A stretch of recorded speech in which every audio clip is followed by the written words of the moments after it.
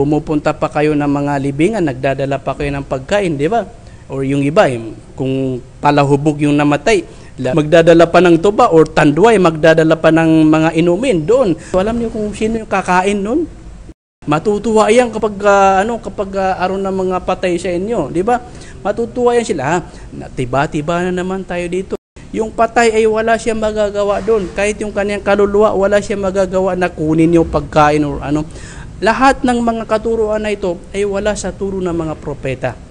So, kung pagbabasihan natin yung turo ng mga propeta, kayo mga Christian, kahit na ibasin natin sa turo ni Jesus, wala kang makikita na turo ni Jesus, itinuro ni Jesus itong araw ng kamatayan or araw ng mga patay or Halloween. Wala kang makikita sa Biblia. Sa aming mga Muslim, walang makikita sa banal na Quran na mayroong katuruan na araw ng mga patay. Pero kami mga Muslim ay tinuturo sa amin yung pagpapahalaga, concern sa mga namamatay sa amin. Sa papaanong paraan? Siyempre sa kaparaanan ng mga propeta. Kami, ang turo sa amin mga Muslim, kapag namatay yung Muslim, ay agad itong huhugasan. As long as possible, huhugasan yan at paliliguan, lilinisin yan. And then, ibabalot siya sa tela. Pagkatapos niya ay magdadasal kami kay Allah, siya patawarin ni Allah. Hihingi kami ng kapanatagan, kapayapaan para sa Kanya. Pagkatapos ng asap, as long as possible, ililibing na namin siya.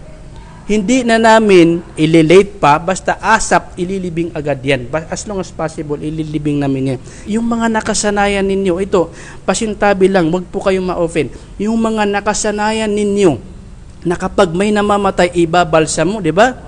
Lamay. Yung hindi na ililibing ng maaga yung patay, umaabot pa ng 7 days, 2 weeks, or 3 weeks yung iba, yung umaabot pa ng buwan, saka pa na ililibing. Kaya nila nilalagyan ng formalin para hindi bumaho, di ba? Wala po yan sa turo ni Muhammad at sa lahat ng mga propeta. Even sa turo ni Jesus Christ, ang wala pong ganyan. So kami nagpapahalaga kami, nagko-concern kami sa mga patay. Inaalala namin sila sa pamamagitan ng mga panalangin namin. Hindi siya once a year lang namin inaalala o nagkakaroon ng concern sa mga patay. Hindi once a year lang. Bagkus kami, anytime ay pwede namin alalahanin yung mga patay sa amin sa pamamagitan ng pagsalin namin sa kanila sa aming mga matataimtim na dasal. Panalangin namin kay Allah na sila ipatawarin ng Diyos. Ito yung katuruan ng Islam. Tapos, yung sa inyo, pumupunta pa kayo ng mga libingan, nagdadala pa kayo ng pagkain, di ba? Or yung iba, kung palahubog yung namatay, may tuba, magdadala pa ng tuba or tanduay, magdadala pa ng mga inumin doon. So, lahat ng mga katuruan na ito ay wala sa turo ng mga propeta. So, kami, nagpapahalaga kami sa mga patay sa amin. Nirerespeto namin.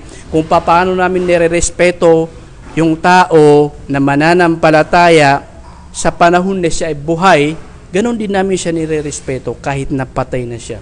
Hindi nga namin inaapakan yung libingan. Hindi namin inuupuan. Dahil sa pagrespeto namin sa kung sino man yung namatay dyan. So, ganun yung katuruan sa amin. Yung kamatayan ay lagi namin inaalala kasi yung pag-alaala sa kamatayan ay nakakapagdagdag ito ng pananampalataya sa Diyos. Kapag naaalala natin na ang lahat ay mayroong katapusan. Kasi ganito yung mindset ng mananampalataya. Yung buhay niya sa mundong ito ay panandalian lang.